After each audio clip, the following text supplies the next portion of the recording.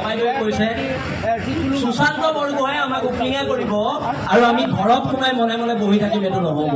সুশান্তৰ ঘৰ ঘেৰাও কৰা হ'ব, সুশান্তই ক্ষমা খুজিব লাগিব। কিহৰ MLA চুটাবলৈ আহিছে ইয়াত? MLA আমি বনোৱা, আমাৰ ভোটত MLA হৈছে। ইয়াত দাদাগিৰি কৰি গৰুৰ চিণ্ডিকেটৰ পইচাৰে দম্ভালি মৰা কথা ক'লে নহ'ব আৰু নহ'ব। আৰু নিতাই পুখুৰীবাসী ৰাইজ, সুশান্ত বৰগোহাঁইক নিতাই পুখুৰী অঞ্চলত সোমাব নিদিব, কোনো কাৰণত সোমাব নিদিব। যেতিয়া এজনী 22 বছৰীয়া ছোৱালীক উপ্লিঙা কৰিব পাৰে তাই মৃত্যু হোৱাৰ পিছত, এইজন বিধায়ক আচলতে নহয়, এইজন বিধায়কৰ নামত এজন ডকাইত আৰু ডকাইত। ইহঁতি আমাক ডকাইত সদায় জেলত ভৰাই, কিন্তু ইহঁততকে ডাঙৰ ডকাইত, ইহঁততকে ডাঙৰ চোৰ এখন পৃথিৱীত আৰু বেলেগ এটা নাই।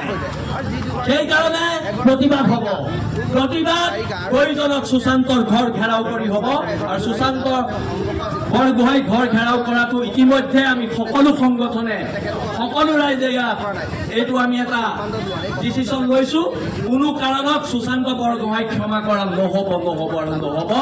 নাৰী শক্তিৰ জোৰ, শিৱসাগৰৰ একত্ৰিত সমাজৰ জোৰ আমি এবাৰ সুশান্ত বৰগোহাঁইক দেখুৱাম।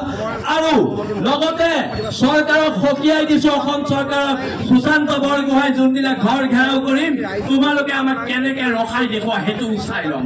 এইটো চেলেঞ্জ তোমালোকক আমি আজি কৰি দিছো। অসম চৰকাৰক কৰিছো, অসমৰ মুখ্যমন্ত্ৰী মহোদয়ক কৰিছো।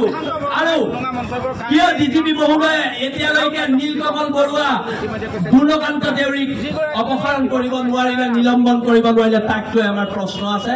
আৰু হত্যাকাৰী নীতিকেশ দাসক অতি শীঘ্ৰে চাকৰিৰ পৰা নিলম্বন কৰি সকলো সুবিধাৰ পৰা বঞ্চিত কৰিবলৈ হিমন্ত বিশ্ব শৰ্মা ডাঙৰীয়ালৈ আমি আহ্বান জনাইছো, আমি অনুৰোধ জনাইছো।